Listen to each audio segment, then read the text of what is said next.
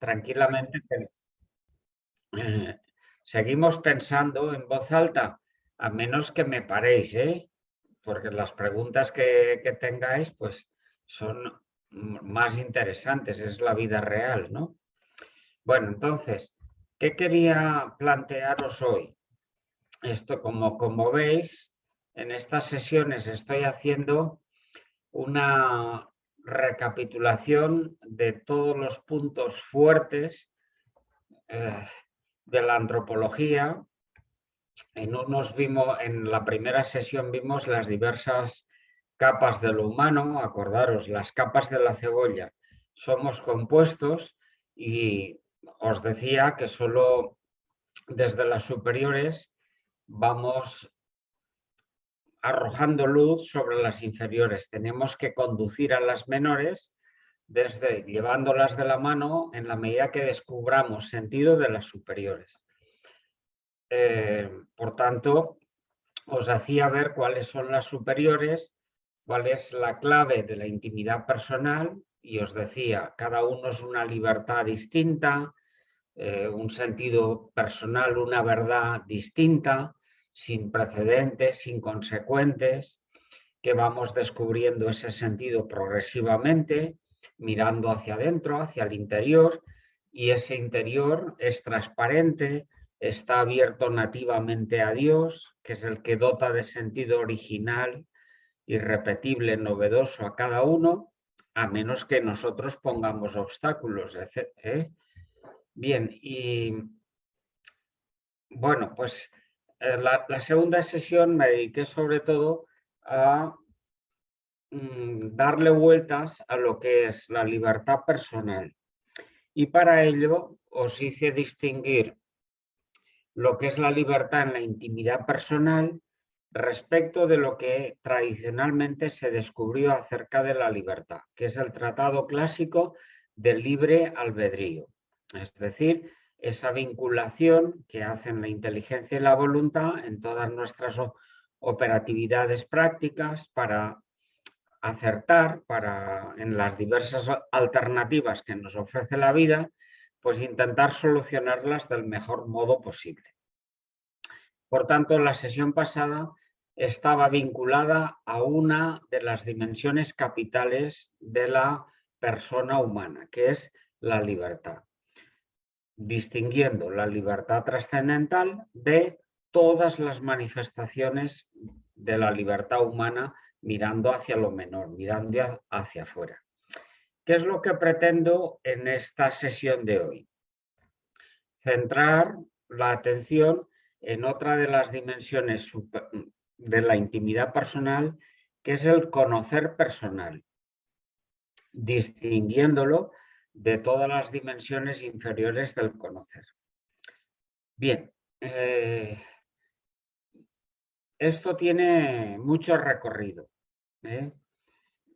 porque es en el fondo, hablar en el fondo del conocer no reductivamente, significa hablaros en síntesis de toda una teoría del conocimiento que no es vigente, porque las teorías del conocimiento, tanto las clásicas como sobre todo las modernas y contemporáneas, se quedan bastante cortas. ¿Y por qué Juanfer nos va a explicar más?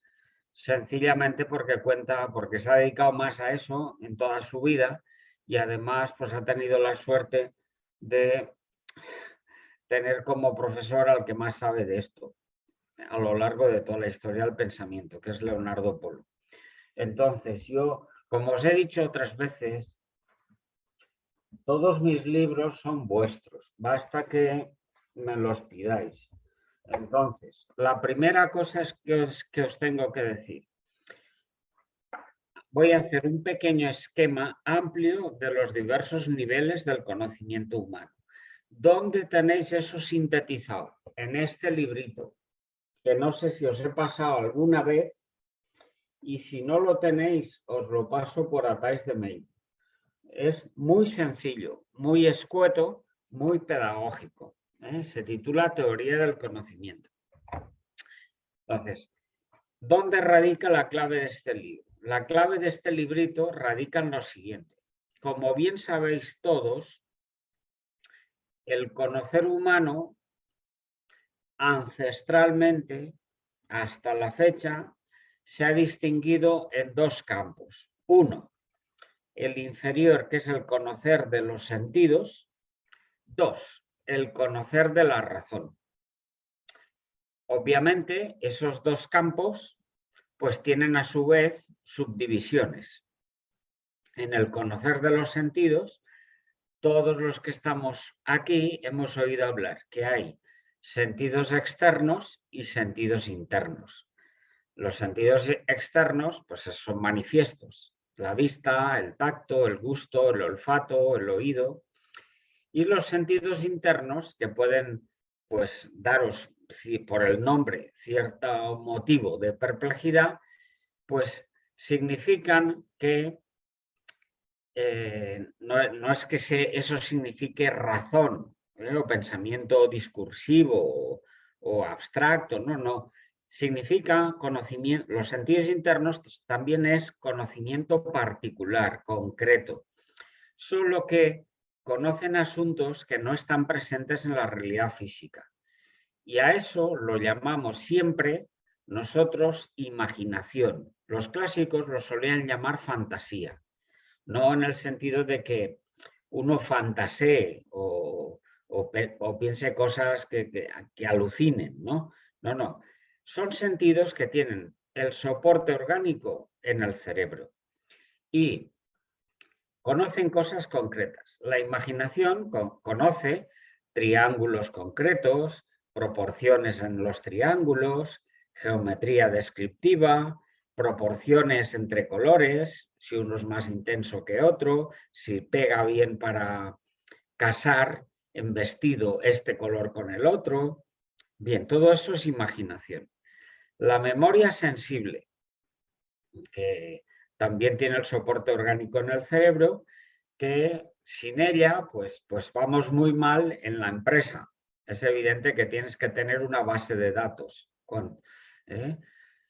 Las mujeres son más detallistas, nosotros pues vamos más a los datos básicos como distintos de otros, pero sin base de datos pues no acertamos, no sabemos ponderar la factibilidad de las cosas. Y después los proyectos concretos que hacemos de futuro en nuestra vida particular. Por ejemplo, plan concreto de descanso este fin de semana, o plan que tengo que hacer con mi familia de visita a no sé qué otros amigos. Todo eso se hace con otra potencia, con soporte orgánico en la cabeza, que se llama cogitativa. Bien, en el fondo esto es tremendamente clásico. No voy a incidir en eso, por tanto. Pero os tengo que decir que todo ese tipo de conocimiento, tanto el de los sentidos externos como el de los internos, todo eso se llama conocimiento sensible.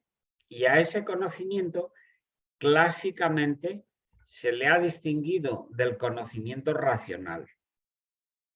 Como bien sabéis también, el conocimiento racional tiene diversas vertientes o vías operativas.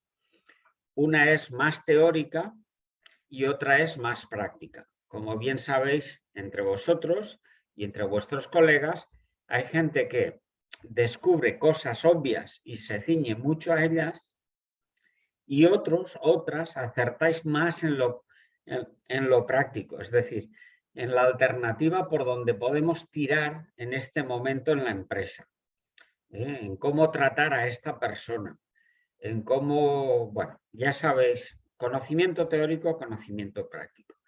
Tampoco me voy a centrar en él. ¿Con esto qué quiero decir? Quiero decir que estas dos dimensiones del conocer de lo humano, que son tremendamente clásicas, no son suficientes. Aquí viene el quid. El quid es que por encima de el conocimiento sensible y el conocimiento de la razón que usamos en todos y en cualquier tipo de trabajos, hay una ausencia de tratamiento de los conocimientos superiores a los dichos, al sensible y al racional. Y esos niveles superiores son de dos tipos. Uno, difícil para vosotros, el de los hábitos innatos. Dos, el conocimiento personal. Bien, por tanto, un muestreo de lo que sea la tienda del conocer humano no debe esconder dentro de un cajón de entrada lo que es el conocimiento superior al racional, porque esos conocimientos son mucho más importantes en nuestra vida. El de los hábitos innatos es plural, porque hay diversos hábitos innatos.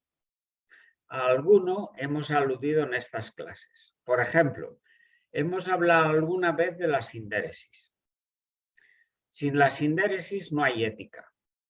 Es decir, el que tú te puedas dar cuenta de cómo están todas tus potencias, no solo las sensibles, sino también cómo tienes a tu voluntad, si está más o menos fina, si está más o menos dormida, si está perezosa. Cómo tienes también a tu inteligencia, si está más dotada en una faceta que en otra. Eso es propio de ese hábito innato que los clásicos llaman sindéresis. Es la raíz y el fin de la ética. Sin esa raíz no puedes llevar de la mano, controlar, arrojar luz sobre tus potencias. No puedes darte cuenta de cuáles son inferiores y cuáles son superiores y cómo tienes que subordinar las inferiores a las superiores y cómo tienes que favorecer desde las superiores a las inferiores. De modo que actúas a bote pronto, actúas racionalistamente o empíricamente, pero no humanamente. Es decir, desconoces en buena medida lo que es la naturaleza humana, lo que los clásicos llaman ley natural. Bueno, pues con esto quiero decirte que a pesar de la amnesia generalizada hoy en día respecto de los conoceres superiores a la razón, ya de entrada hay que abrirles la puerta, invitarles a que asistan y decirles, tenemos conocimientos superiores a los discursivos de la razón. Estos conocimientos son intuitivos, directos, experienciales y son más altos que los conocimientos de la razón. Esos conocimientos son los propios de los hábitos innatos y del conocer personal. Otros hábitos innatos, pues está, en vez de mirar a tus potencias, en vez de la sindéresis, el mirar para adentro. Ese mirar para adentro, ¿cómo lo podemos llamar? Lo podemos llamar hábito de sabiduría. Oye, Juanfer, ¿y es importante conocerse uno a sí mismo? Pues mira, es tan importante que como no te vayas dedicando tiempo a ti mismo, descubriendo progresivamente el papel tuyo en esta vida, tu propio sentido personal, todo lo demás no te va a llenar. Lo vas a hacer como un mero trabajo, pero no te vas a emplear personalmente a fondo. Es decir, no sabes si es lo tuyo emplearte en ese factor de la empresa o en otro. Es decir, dedícate como buen empresario, como buen directivo, la primera audiencia del día para ti mismo. Lejos del teléfono, lejos del WhatsApp, lejos del mail. Piensa un poco en ti. ¿Qué estoy consiguiendo? ¿Qué estoy avanzando en mi conocimiento propio personal? Esa es la mirada que todo hombre tenemos, toda mujer, abierta, una luz abierta hacia nuestra intimidad. Se llama hábito de sabiduría, es natural. Muy bien. Pues esto, que es así de obvio, la gente lo descuida y sobre todo la gente importante. Y es pues el no descuidarlo es razón de que seamos con más sentido en nuestra vida, más eficaces también en nuestra labor profesional, sea la que sea. Bien, y por encima de esos hábitos innatos, de esos instrumentos, está la luz personal que cada uno es. A eso se le llama conocer personal. Me voy a centrar sobre todo al final en él, para que veáis cuál es su distinción radical respecto de lo que diremos en los otros conoceres a lo largo de estas clases. Bien. De modo que insisto en el esquema inicial.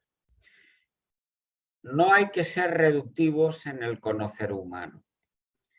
A pesar de que todo el mundo diga de que nuestro conocer se divide en dos capas, el conocer sensible o de los sentidos y el conocer racional, lo primero que tenéis que hacer es ser rebeldes o inconformes.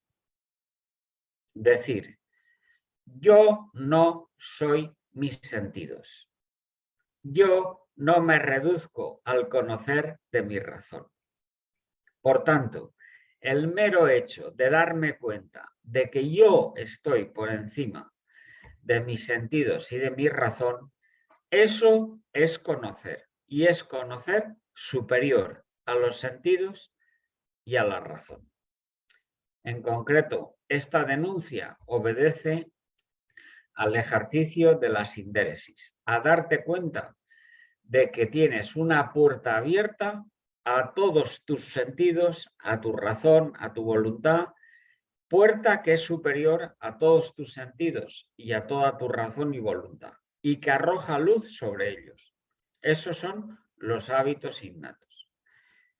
Bien, si en vez de mirar hacia lo que tú tienes, miras hacia adentro, enseguida te das cuenta de que tú eres más valioso, incluso que esa puerta abierta a todo conocimiento menor. Que eres luz nativa, que eres verdad activa, que eres conocer, que eres la fuente, el origen de todos tus conoceres. Y a su vez, que eres el fin de todo lo que tú logres conociendo por fuera. Si no, ¿de qué te sirve conocer tanto por fuera? Si no lo subordinas al sentido personal.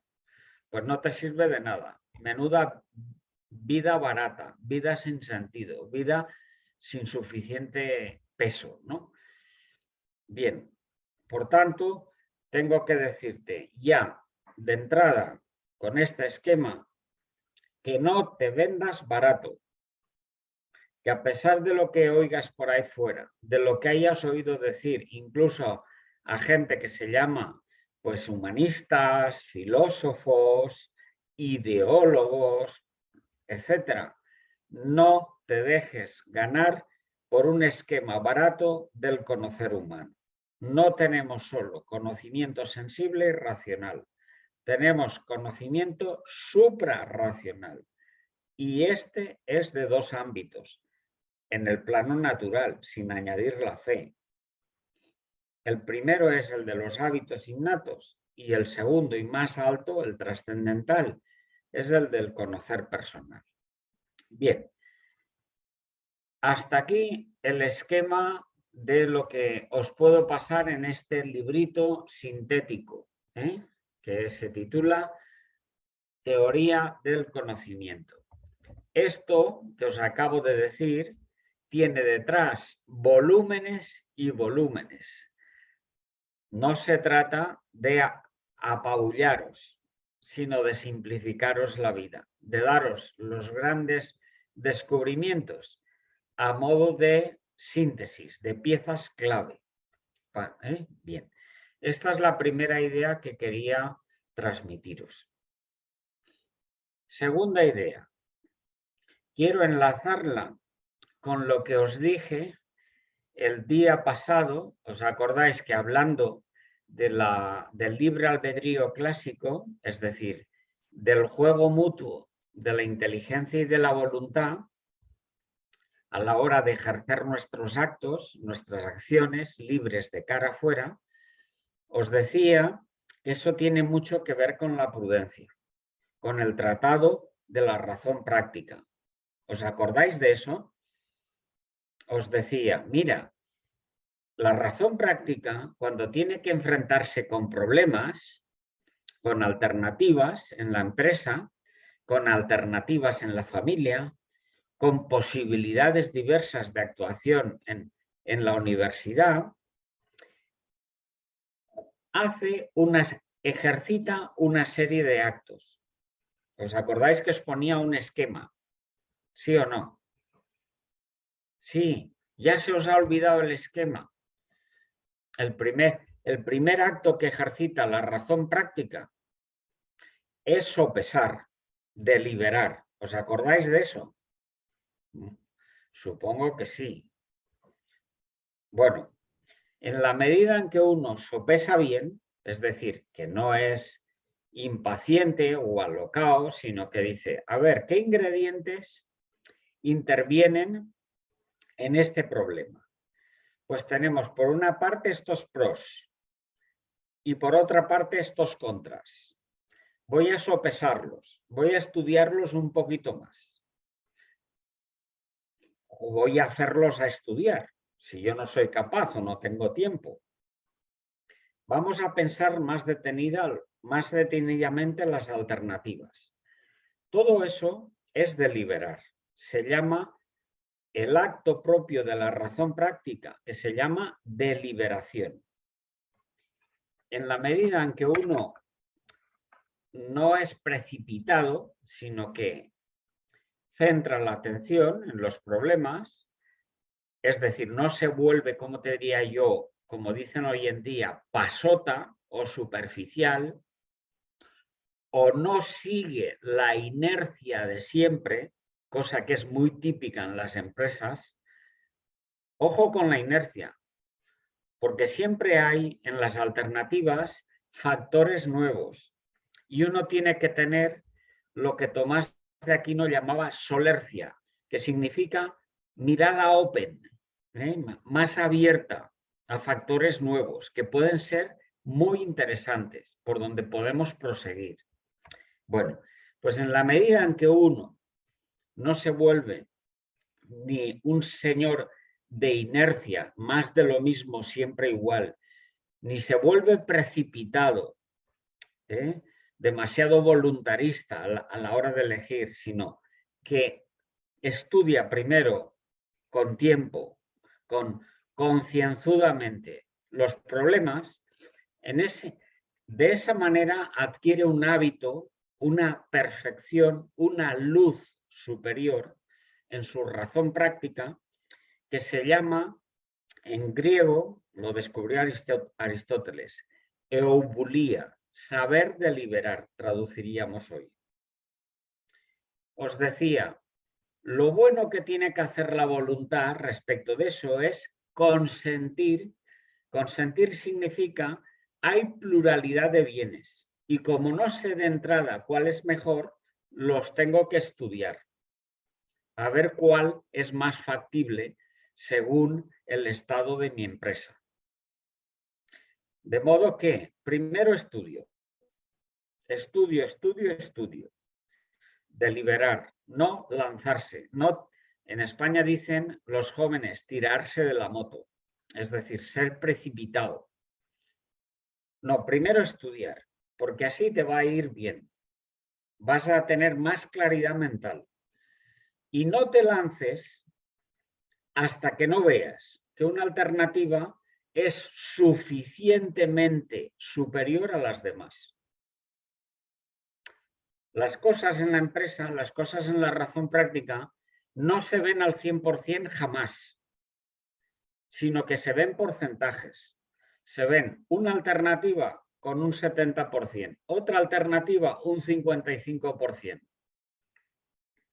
No te lances por una alternativa hasta que no la veas suficientemente más alta, más porcentaje de verdad, más factible que las demás. Cuando haya duda todavía, La respuesta es más estudio. No pronunciarse, no votar, no decidirse, sino más estudio. Ponerte tú a estudiar más las cosas, o poner a los colegas, o poner a alguien que sepa a que os enseñe más. La clave está en esto. Centrar la atención. En el fondo es un bien personal, en el fondo es hacer crecer tu razón práctica, añadirle más luz, adquirir hábito intelectual. Bien, si no haces eso, si yo no hago eso en mis problemas, cometo un error y ese error en el fondo oscurece a la inteligencia, la hace volar en corto, pero es por culpa de la voluntad. ¿Cómo se llama ese error, ese vicio en la voluntad? Se llama precipitación. De ordinario cometemos errores por precipitación, por creernos que ya sabemos. Por decir, como ya me manejo en esto, no escucho lo que me están comentando, que son otras posibilidades, otro modo de hacer, otra alternativa nueva que se está implementando, otro modo de jugar con los procesos de datos. Me precipito. Es decir, yo, por ejemplo, si viene un alumno a preguntarme, queridísimo profesor, me gustaría hacer una tesis doctoral en este tema. Yo sería un precipitado si le dijese, hombre, ese tema, pues mira, la solución la tienes aquí, aquí, aquí, aquí. ¿Qué tengo que hacer? Juanfer, lo que tienes que hacer es dejar hablar al doctorando. Media hora, una hora, a ver dónde está su intríngulis. Porque no hay dos personas iguales. No hay dos modos de lanzarse a las cuestiones prácticas iguales. A ver por dónde salta la liebre. Déjale hablar.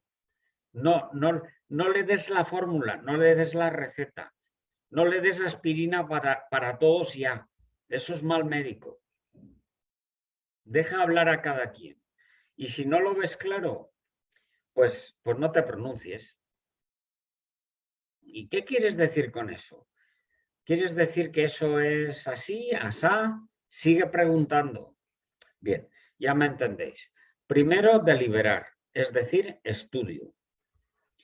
Cuando ya has estudiado bastante el problema, te recordaba lo siguiente. El siguiente acto que hace la razón práctica es destacar una alternativa respecto de las demás.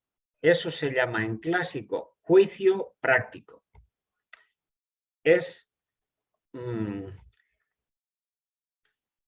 Ya te digo, no vas a tener un juicio con una verdad 100%, pero vas a tener una clarividencia de que esta posibilidad, esta oferta, este proyecto concreto que podemos trazar es mejor que estas otras alternativas. Bien, la clave, por tanto, está en intentar dar en el clavo, intentar acertar en la mejor de las posibilidades, en la mejor de las opiniones, de las factibilidades. En la medida en que pretendes eso, que tú quieres rematar la jugada y no te dan igual todas las ofertas, sino que buscas que haya una mejor y intentas subrayarla, ponerla de relieve, es decir, descubrir que tiene más pozo de verdad e intentar decirles a tus colegas dónde está el mayor pozo de verdad, dónde está la mejor faceta de esa posibilidad que no tienen las otras, en esa medida te vuelves sensato. Es decir, adquieres otra perfección en tu inteligencia, en tu razón práctica, que podríamos llamar hoy en día sensatez. Aristóteles lo llama sínesis.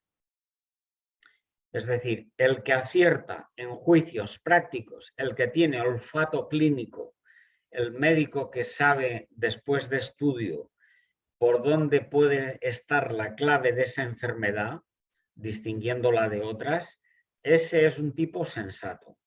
Es un tipo que tiene buena mano. Bien, si no hacemos esto, si no hacemos eso, por culpa de la voluntad, porque nos da igual una oferta que otra, ¿sabes qué vicio adquirimos? Adquirimos una torpeza en la cabeza, una falta de claridad, que se llama inconsideración. Nos da igual un remedio que otro, nos da igual una alternativa que otra. Esto es falta de ponderación, falta de rematar la jugada. Nos volvemos en la voluntad indecisos. Al no ver las cosas claras, al no ver más claridad en una faceta que en otra, nos volvemos irresolutos. Quitamos el hombro. No nos medimos con el problema. Delegamos. Es decir, eso para ti. Le ponemos la carga en otros. Nos escurrimos el bulto. Nos volvemos flojitos, blandos de voluntad.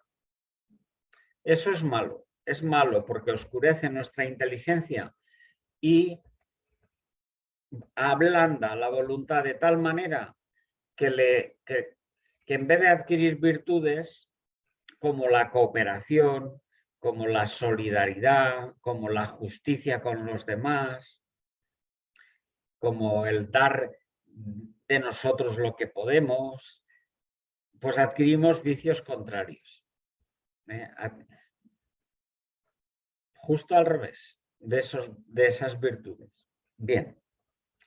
Pero lo último de esta jugada práctica no está en haber acertado, en saber que una alternativa a implementar es mejor que las otras. La clave está en implementarla.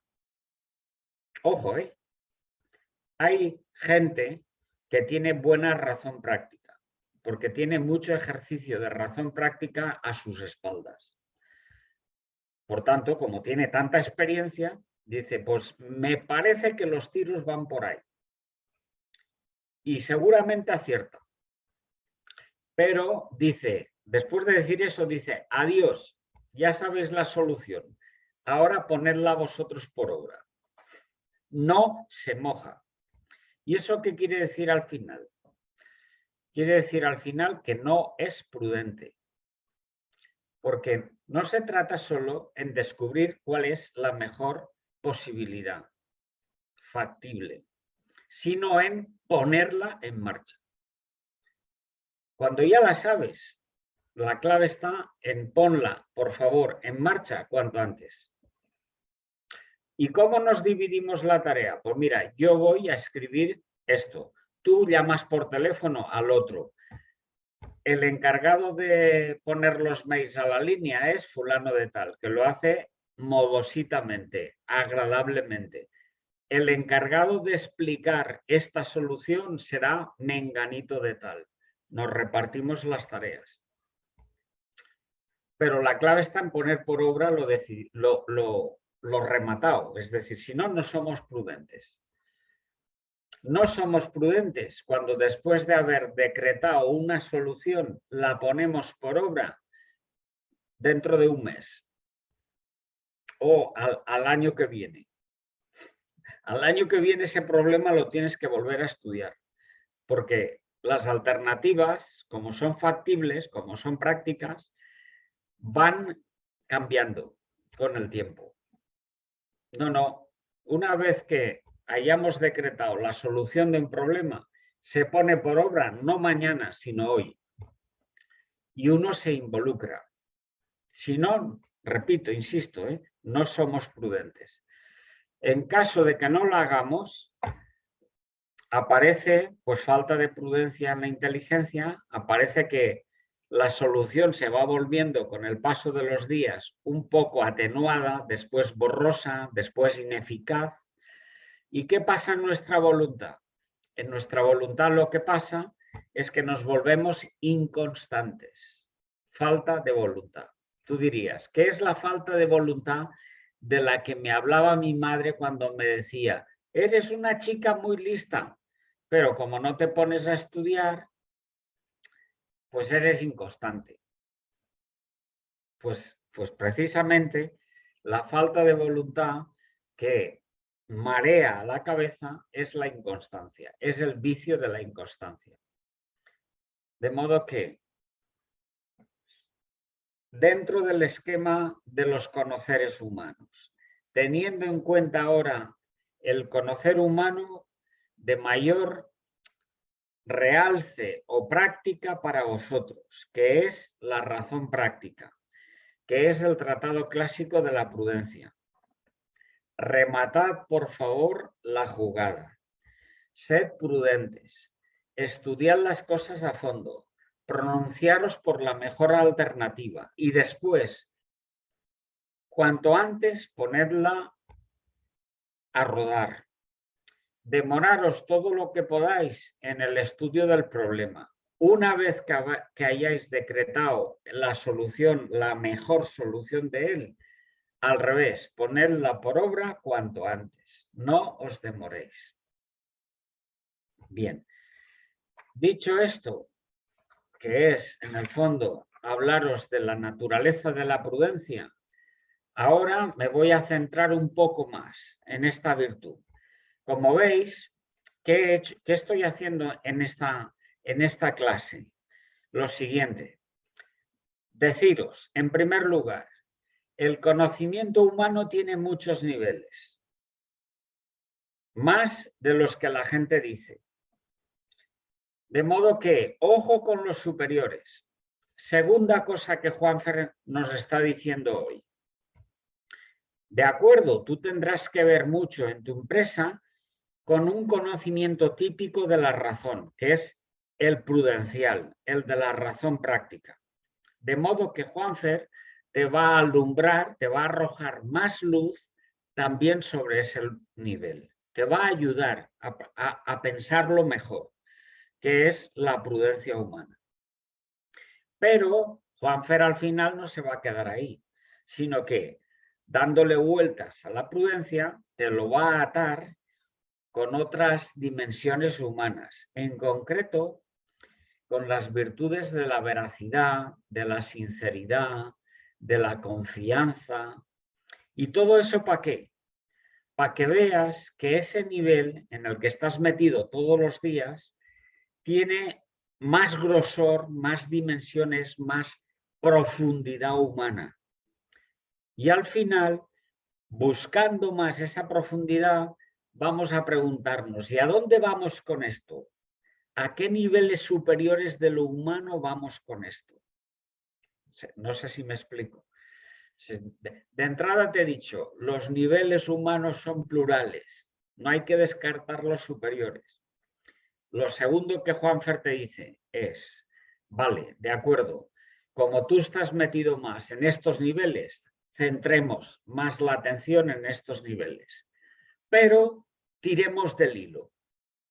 A ver, desde estos niveles de la razón práctica de la prudencia, ¿a dónde vamos? ¿Dónde vamos conduciendo el pensamiento humano para enriquecernos humanamente cada vez más? Y buscando el fondo. ¿Cuál es el final de eso? ¿A dónde vamos al final con esto? Yo creo que se ve un poco el planteamiento. ¿De acuerdo? Sí, bien. Juanfe. ¿Tenéis alguna pregunta hasta la fecha? Sí, Juanfe, Vale. una pregunta, perdón. Bueno, has hablado de los 3 actos de la prudencia, deliberación, juicio práctico y precepto imperio. Sí. La pregunta es, esto sería la prudencia personal, pero la prudencia directiva, cuando hablamos del tercer acto de la razón, el uso activo sería la delegación. Lo mismo, tienes que imperar significa delegar a la fuerza. Es decir, sí, pero no imperar a la voluntad, sino me refiero, al final, la voluntad sería el uso activo, sí, pero en el directivo sería la delegación. a la fuerza. Es decir, todo esto que es hiperpersonal, tienes que planteártelo en todos los ambientes. ¿Qué pasa a nivel familiar? Pues lo mismo. ¿Qué pasa a nivel de empresa? Lo mismo. ¿Qué pasa a nivel de universidad? Lo mismo. La clave está no en esa pregunta concreta tuya al final, en imperar, ¿qué significa? Que tengo que mandar yo todas las cosas, hasta el bedel le tengo que decir, pues mire usted, cuando llamen por teléfono tiene que usted contestar esto y lo otro y lo de... No, yo no tengo por qué hacer eso. Tengo que, sabiendo lo que hay que hacer, lo que tengo que hacer es delegar. Y cuanto más delegue, mejor. ¿Quién le tiene que explicar al bedel cómo se pilla el teléfono? ¿Quién le tiene que explicar al que hace los folletos cómo se hacen folletos? ¿Se entiende más o menos lo que quiero decir, no?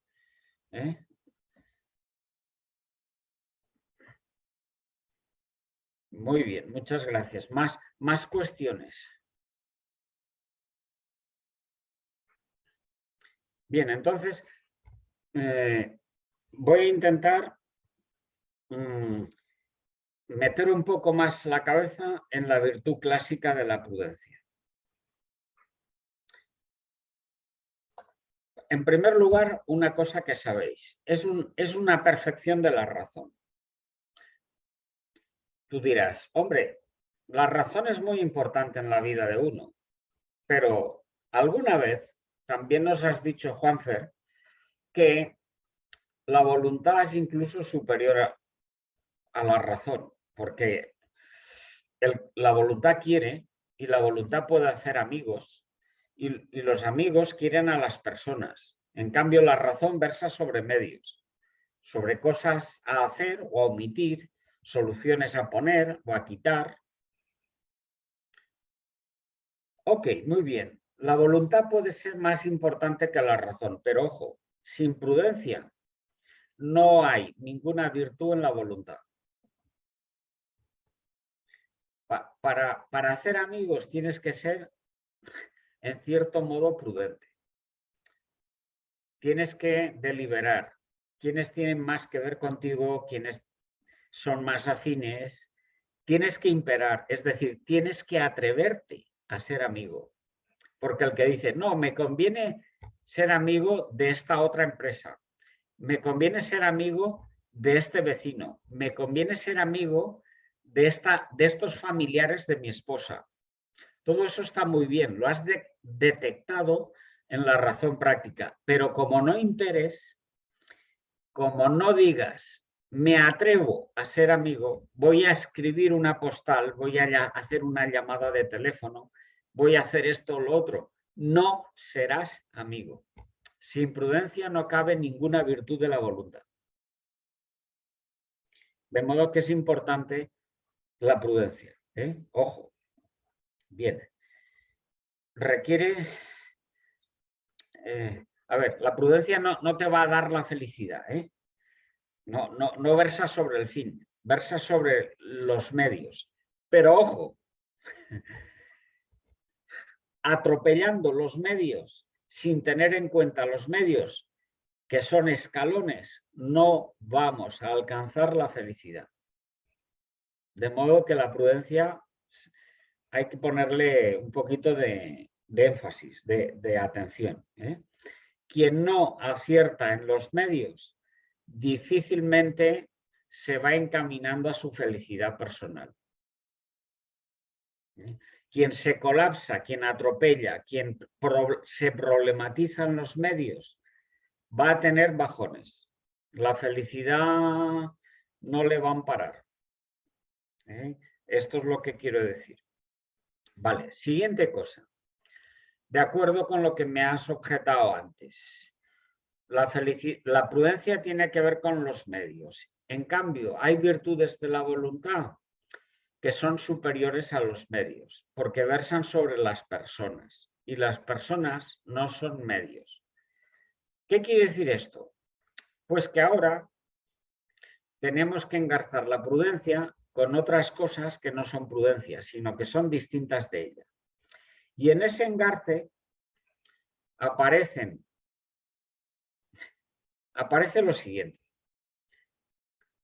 Y es que, si bien la prudencia es superior a las virtudes pequeñas de la voluntad, por ejemplo, a la templanza, comer, beber, tomar, que decís en Perú, o es superior, muy superior a la fortaleza, es decir, a ponerme a trabajar a la hora de vida, dejar de trabajar, terminar el horario a la hora de vida, todo eso es fortaleza. Si bien la prudencia es muy superior a las virtudes pequeñas de la voluntad, como son la templanza y la fortaleza, es siempre inferior a las virtudes superiores de la voluntad, como por ejemplo la justicia y como por ejemplo la amistad. Por tanto, lo que hay que hacer es subordinar siempre la prudencia a esas virtudes. Tengo que estudiar este caso, pero ojo, este caso lo estudio no para mí, sino para ser justo respecto de esas personas. Y las personas son superiores a mi claridad mental. ¿Tengo que ser prudente? Sí, pero si la prudencia me lleva a romper el trato con amigos, eso no es prudencia. La prudencia me tiene que llevar a discernir entre los problemas, decir que los problemas se pueden solucionar así o asá, pero no me tiene por qué abolir la amistad con la ganada, conseguida, con la gente, con mis colegas, con mis trabajadores, con los clientes. No se trata de adquirir amistades fofas, es decir, sin verdad. No se trata de adquirir amistades con los clientes para que nos paguen mintiéndoles, diciéndoles cosas que no son verdad. Eso no es prudencia. Pero diciéndoles verdad, diciéndoles que mi producto es bueno, que dura tantos años, que es más factible que estos otros, eso me tiene que llevar no a que yo me emperre con las verdades de mi producto, sino que me tiene que llevar a ser amigo del cliente. Tengo que ganar con él, porque la persona es superior a las verdades prácticas. No sé si lo digo bien. Se ve un poco, ¿no? Si no, me vuelvo maniático. Las verdades personales son superiores a las verdades de las empresas, de verdades factibles. Con lo cual, alternativas. De modo que tengo que intentar, sin pisarlas, esas verdades mediales, subordinarlas a verdades superiores, a las personas, a acrecentar el vínculo en las personas, a que las personas se sientan bien atendidas, respetadas, que puedan pararse a pensar en su propio sentido personal, que puedan respetarme a mí, a mi verdad personal, mi libertad personal. Las vinculaciones laborales tienen que estar abiertas a eso. Bien, yo creo que se ve, ¿no? Bien, otro añadido a la virtud de la prudencia. Como depende de la sindéresis, de la que os he hablado antes, que es superior a la razón práctica, la prudencia no me puede encapotar el conocimiento progresivo de la ley natural. La ley natural, ¿qué es? El conocimiento de la naturaleza de las personas humanas. No el conocimiento de cada quien, sino de cómo estamos hechos los hombres. ¿Cómo estamos hechos los hombres? Pues con capas. Lo orgánico es inferior a lo psíquico. Por tanto, Pongo un ejemplo. Yo, directivo, yo, director de esto y de lo otro y de lo de más allá, de todo tipo de dirección, si tengo en cuenta lo que es la ley natural, no puedo estar todo el día preguntándole a este empleado mío o a este colega mío, no puedo yo manifestar que estoy muy preocupado, preocupadísimo, porque este señor tiene COVID, que es un parásito que afecta a lo orgánico del hombre, es decir, a su salud corporal, cuando estoy descuidando que ese señor tiene una depresión de caballo. No sé si me explico. Porque la depresión no afecta a lo orgánico, sino que afecta a capas muy superiores a lo orgánico. Con lo cual, sí, me tengo que preocupar si tiene COVID o no COVID, porque el médico me ha mandado el parte de baja. Y por tanto, hasta dentro de una semana, ese trabajador no podrá trabajar conmigo. Pero es que el COVID dura una semana. En cambio, una depresión puede durar meses, años y no se palía con ninguna enfermedad. Bueno, se palía poco con unas pastillitas. Pero eso supone un cambio de registro de vida, una preocupación mucho mayor. Si no soy un directivo de cuerpos, no de ley natural. No sé si me explico. ¿Se ve o no se ve? Yo creo que se ve, ¿no? Bien. Eso es darle más vueltas al tratado clásico de la prudencia. Ahora, fenomenológicamente, vicios opuestos a la prudencia, que pueden afectar a los directivos. En primer lugar, yo diría la avaricia. Cuando uno está demasiado pendiente de los medios o de los resultados monetarios, capital que los medios producen, se vuelve avaricioso. Entonces empieza a contar. ¿Cuánto me reporta esto?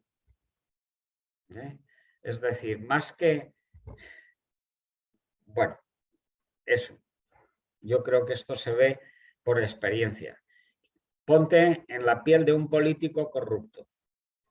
Cuando un político corrupto se vuelve un directivo que no escucha, que no quiere aprender, que no le importan las personas, que está pendiente de los medios, al final, ¿qué busca de los medios? Lo que busca de los medios es el rendimiento de los medios. El que con esta mordida me van a dar tal finca para revenderla. El que con esta corrupción, pues yo recibo de estos empresarios o de estos militares tal compensación. ¿Todo eso qué es? Al final es avaricia. Es la corrupción de la prudencia.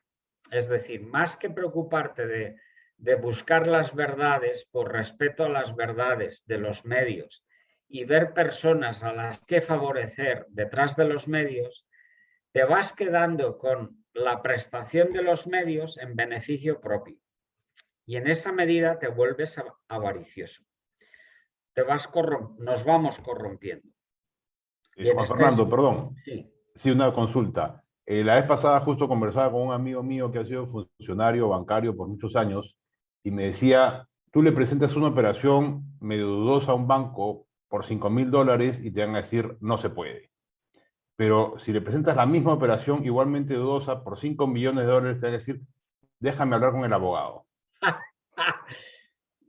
Pues lo mismo, es decir, ¿tú cómo has educado a tus niños? ¿Con $5,000, con 5 millones de dólares o con 2 pesos? El que no se corrompe con 2 pesos no se corrompe con 5.000.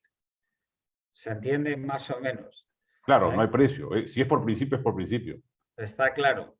Es decir, hay que respetar los medios. Y los medios siempre en beneficio de las personas. No en beneficio, como te diría, placentero. Ya me entiendes. Es lo de siempre. Bueno, eso no, obviamente eso no es respetar la ley natural, ¿no? ¿Crece el hombre como hombre cuando yo estoy haciendo esas operaciones? Crece el hombre astronómicamente por corrupción monetaria, pero como hombre lo he envilecido. Y me estoy envileciendo yo por ahí no paso. Bueno, vicios opuestos a la prudencia. Primero, avaricia. En segundo lugar, yo diría otro, la astucia.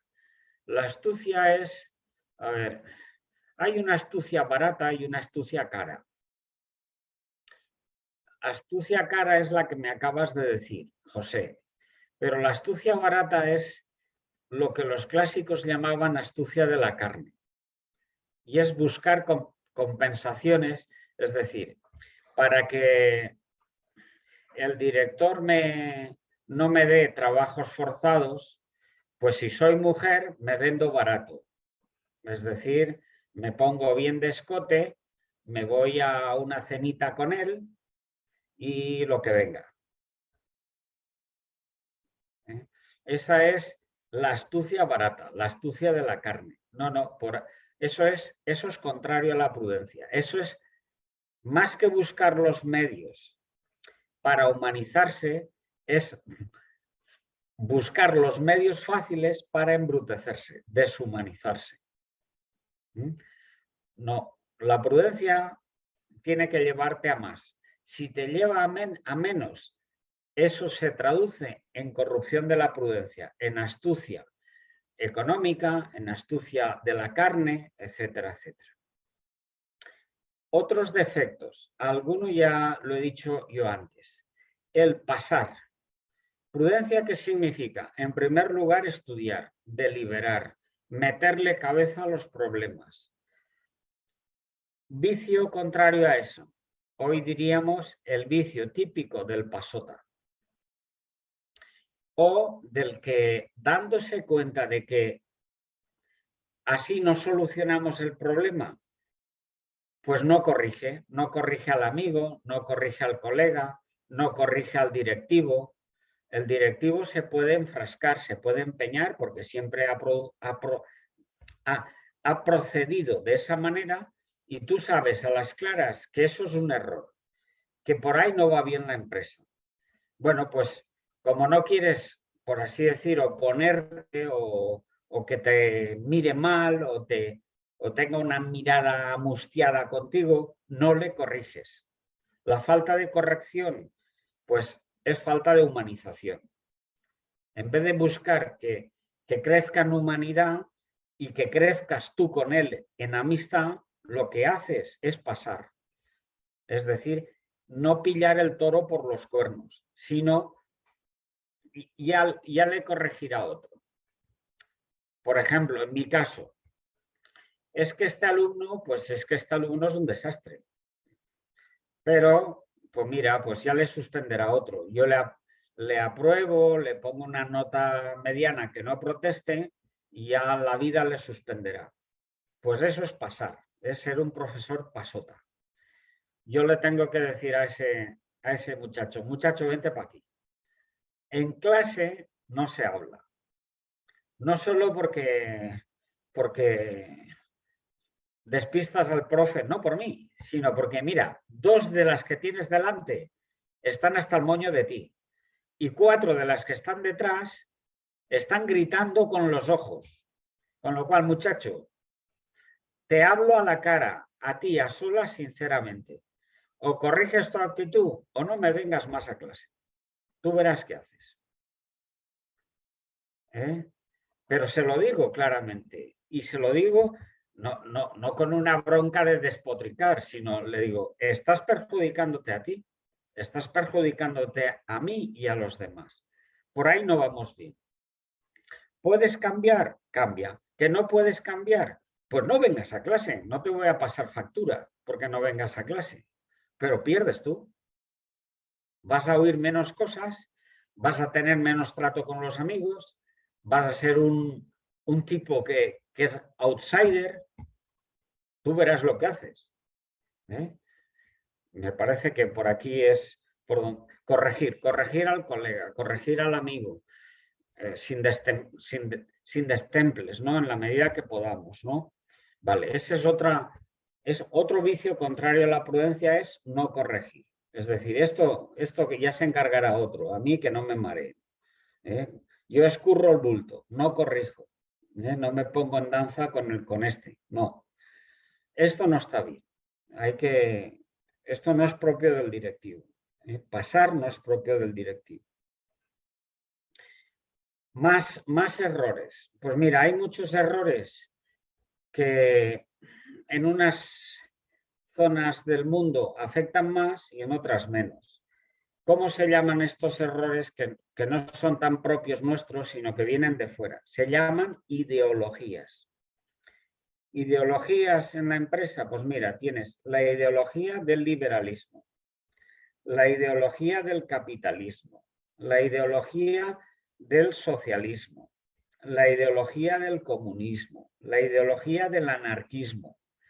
Todo eso son ideologías y a veces están en el ambiente social, político de un país. En unos países más unos, en otros países más otros. No te tienes que dejar achantar o cohibir por ese tipo de ideologías. La clave está en saber dónde tienen el error esas ideologías y saberlas neutralizar, que no nos afecten a nosotros, que no nos afecten a la empresa.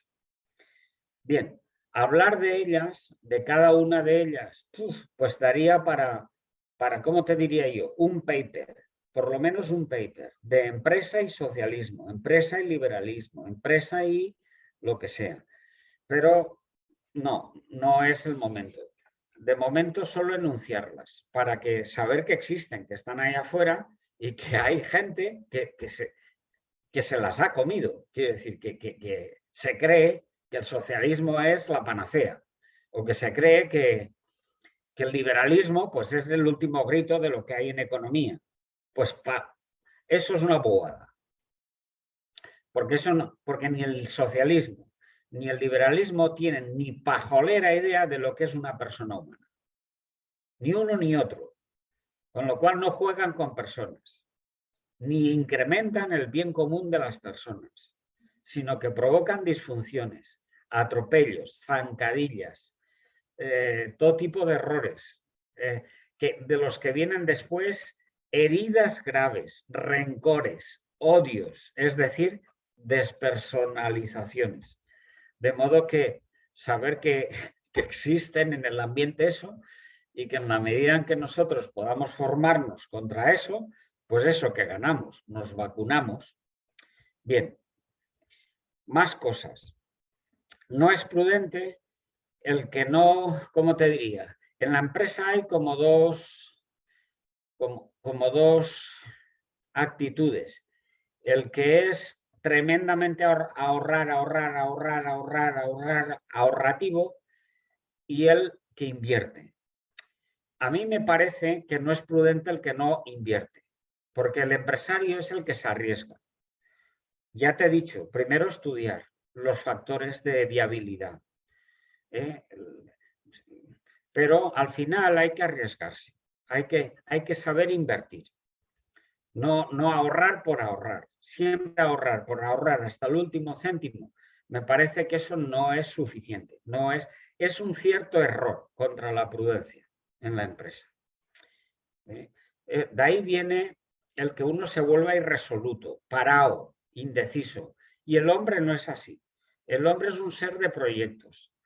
El directivo tiene que mirar a largo plazo y saber invertir.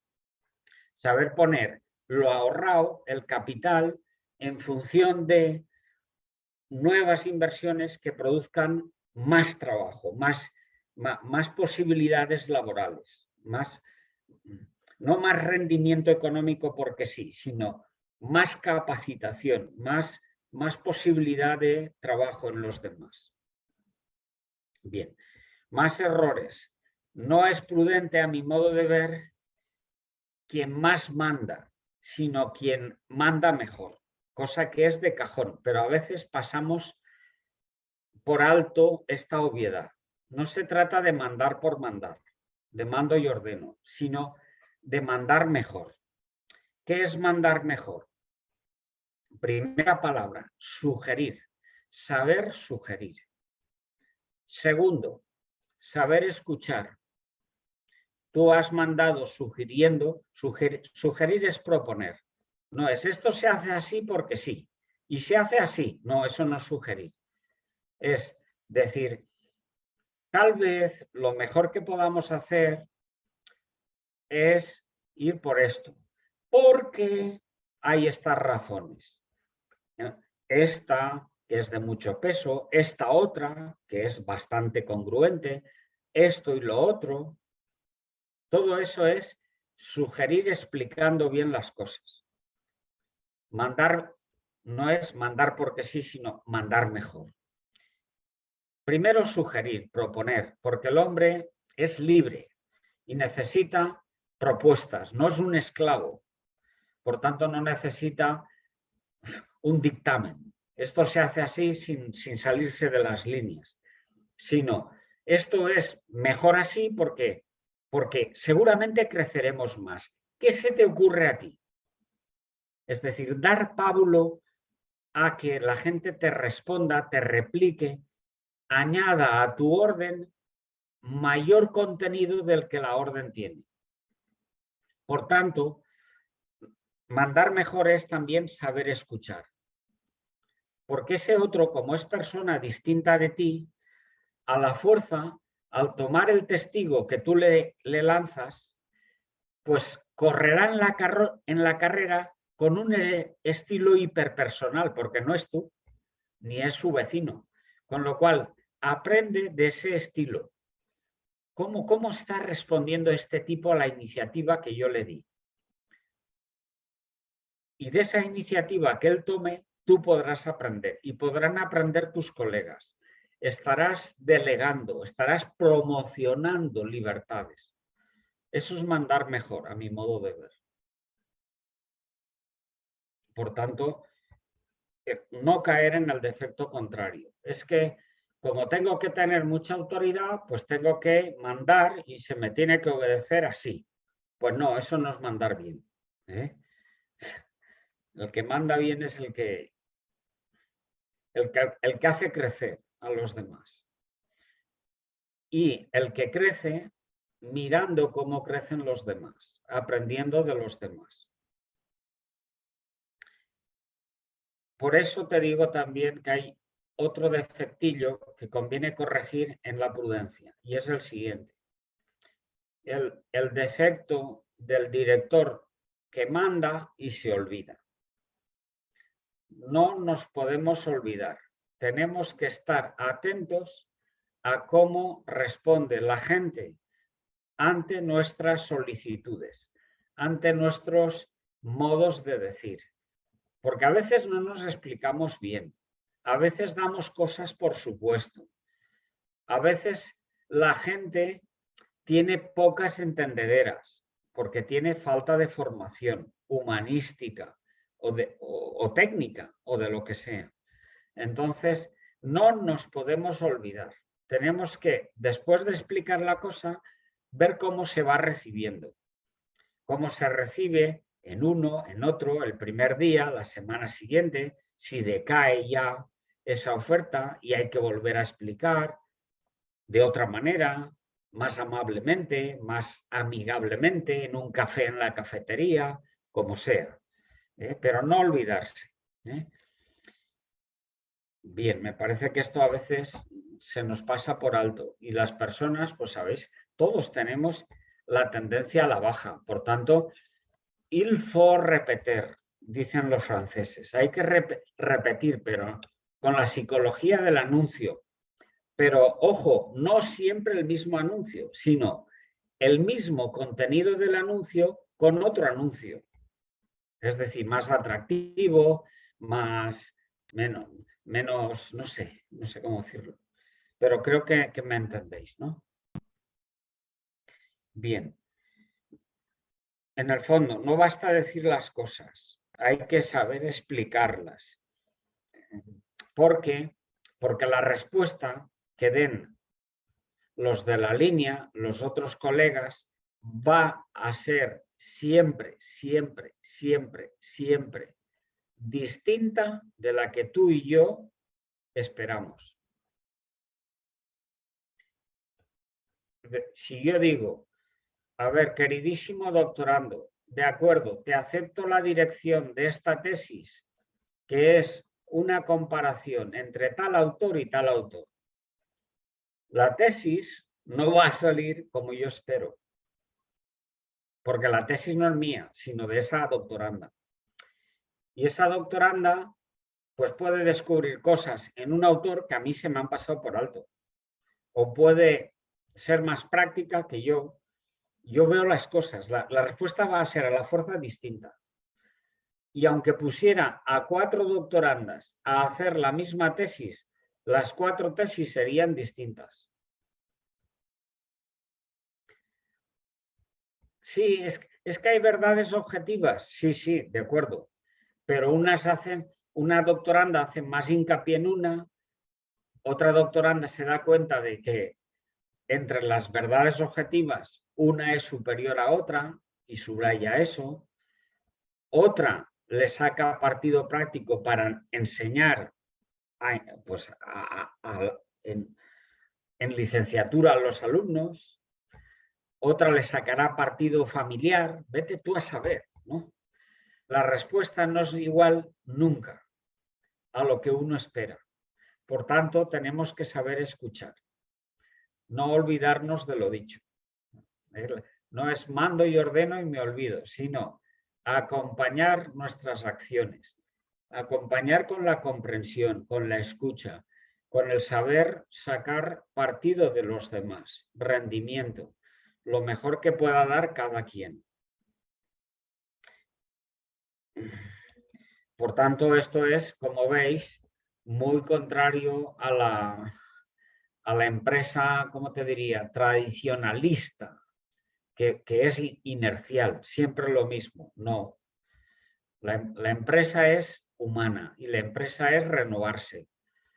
El hombre es una persona nueva y tiene que buscar ser cada vez más el que está llamado a ser, más nuevo.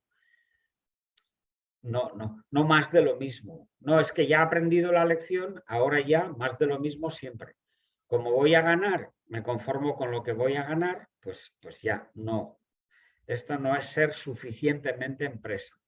La empresa tiene que responder al modo de ser de una persona humana. Y la persona humana es novedad de entrada y renovación constante. No conformarnos, no ser conformistas. Como veis, esta antropología que os estoy transmitiendo es bastante para inconformes, ¿eh? Bueno, pues nada, esto es lo que... Bien. Vale, entonces, ¿qué más características veo en la prudencia? Pues una la he dicho, la solercia clásica. Estamos en un mundo en el que las novedades van a toda velocidad. Novedades de medios técnicos, de informática, etcétera, etcétera. Por tanto, tenemos que tener un poco la mirada abierta, no con anteojeras, sino más amplia. ¿Que tú no sabes tanto de informática? Pues no pasa nada, porque tienes a una secretaria que le pirra la informática, con lo cual está todo el día jugando con el móvil y descubre nuevas propiedades de informática. Y te dice, oye, pues podemos ahorrar tiempo procediendo así, o buscando en esta otra base de datos que es nueva. Bueno, pues eso es escuchar, eso es tener mirada abierta a nuevas solercias. Solercia es mirada open. Ojo a las novedades. Después, ¿qué más cosas? Más cosas que yo diría de la prudencia. Cierta discreción. Discreción quiere decir no decir las cosas sin ton ni son y ante cualquiera. Es que como me reúno con unos amigos a cenar todos los sábados a la noche, pues las novedades de la empresa pues las replico, soy altavoz de ellas. Me tomo 2 copas y me falta discreción. Pues tampoco es eso. Quiero decir, las verdades tienen su relieve y no se pueden decir de cualquier manera y ante cualquiera. Esto en clásico, en virtud, que tiene que ver con la humildad, se decía de esta manera. Mira, acostúmbrate a no decir tu parecer a menos que te lo pidan o que la caridad lo exija.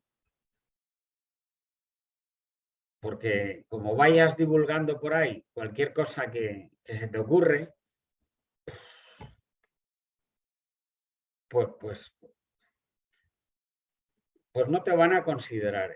Eso en primer lugar. Y después, pues te dedicas a repetir, con lo cual te falta, por así decir, actitud de centrar la atención, actitud de escucha, actitud de aprender más. Con lo cual no eres tan humilde como te parece. Porque el humilde es el que se sabe como quien es, pero creciente, abierto a más. Con lo cual, si repito y repito y otra vez lo mismo y ante cualquiera, pues no crezco. Esto no, creo que son defectillos. Como se ve, son cosas que nos pasan a todos, pero que no está mal que las pongamos sobre el papel, las denunciemos para que no metamos la pata siempre en los mismos defectos. Juanfer, Sí, perdona, una pregunta sí. técnica. Estoy entendiendo entonces que cuando hablamos, que estás hablando de la prudencia, la prudencia solamente es el hábito del tercer acto de la razón práctica, o sea, del imperio. Yo creía que claro. Gracias, Pablo, gracias porque a veces doy cosas por supuestas, que son defectos míos. ¿Qué pasa aquí? Pasa lo siguiente, Pablo, que la razón práctica va así, va por el plano inclinado. No cabe el acto segundo sin el previo y no cabe el acto tercero sin el segundo. Pero el acto tercero es superior al segundo y al primero. Es la corona de ellas, es la cima. De modo que, desde luego que tengo que estudiar mucho las cosas, pero las tengo que estudiar para dictaminar al final por dónde salir. Y después de dictaminar por dónde salir, tengo que salir. Porque si no salgo, no basta decir por dónde es la mejor salida. Hay que salir. Vale, pues esa es la clave de la prudencia.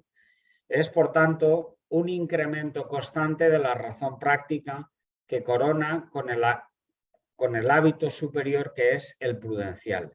El que dice, por aquí, en este momento, con estas circunstancias, con estas ayudas, con estos colaboradores y a pesar de estos riesgos. Yo creo que se va viendo, ¿no? Vale, muy bien, muy bien. Muchas gracias. Bien.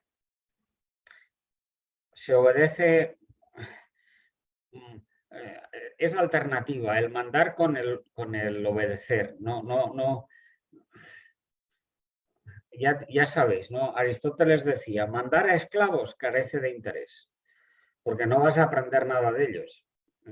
Te van a obedecer las cosas como autómatas y ya sabes por lo que van a hacer. No. Se manda de tal manera que la respuesta va a ser siempre distinta. Y al ser distinta, tú estás en la propuesta que estás haciendo abierto a obedecer nuevas respuestas, a aprender tú más, a superarte. En el fondo, a ser buen empresario, a ser buen director. ¿Y qué es ser buen empresario, ser buen director? Tener grandes ideales a largo plazo. Pues los ideales a veces vienen de la réplica, de las respuestas que vas teniendo, por aquí y por allá. Es que de momento no me aceptan esto. Bueno, pues si no me aceptan esto, ¿cómo hago para que en el futuro, con ayuda de amigos, de colegas, me acepten más cosas mejores, ¿no? Es decir, mejorar los ideales, mejorar el ideal de empresa, el que la empresa sea mejor que lo que es, que no sea un designio fijo estereotipado, porque eso no tiene que ver con la persona es creciente, por tanto la empresa tiene que ser creciente, por tanto la universidad tiene que ser creciente y la familia tiene que ser creciente. Bien, esta es la... Vale. Yo no sé si vamos bien de tiempo, si me he pasado del tiempo. Profesor, Sí, sí, puede ir un break hasta las 8:45. pues muy bien, hagamos un break y después volvemos. Después voy a intentar vincularos esta virtud con todos los entresijos que hemos comentado, con la virtud de la veracidad, de la sinceridad y después con la virtud de la confianza. E intentaré sacar partido de la confianza como virtud humana para subir de nivel, para descubrir que en el fondo del corazón humano el conocer superior es tremendamente confiado, es fe natural. Y es precisamente ese nivel cognoscitivo el que puede ser elevado, potenciado muchísimo más por la fe sobrenatural. Bueno, pues de esto, dentro de, pues hay 45 más o menos, pues volvemos, seguimos. Bueno, y si tenéis preguntas, por favor, pues me las vais diciendo o me paráis o lo que sea. ¿De acuerdo? Paramos un poco, Juanfer, por el bien de todos. Una última pregunta, Juanfer, perdón. O te la Sí. hago luego, como tú quieras. Pues empecemos luego, porque si no, así pues no nos cansamos tanto. Tomamos pilas con café, desayuno. Bueno, gracias, Pablo.